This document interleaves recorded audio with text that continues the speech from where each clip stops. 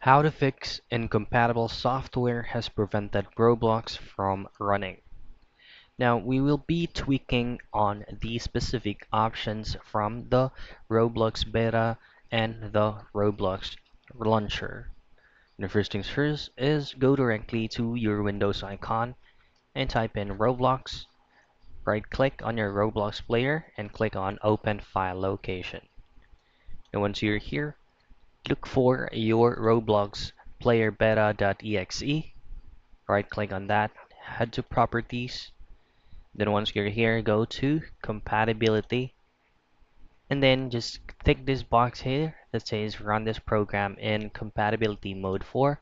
Drop this down into Windows 7 and choose disable full screen optimizations and run this program as an administrator.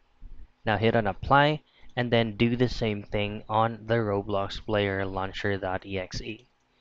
Properties, compatibility, run this program in compatibility mode 4, Windows 7, disable full screen optimizations, run this program as an administrator, hit on apply, and then try to restart your computer and relaunch your Roblox launcher once again.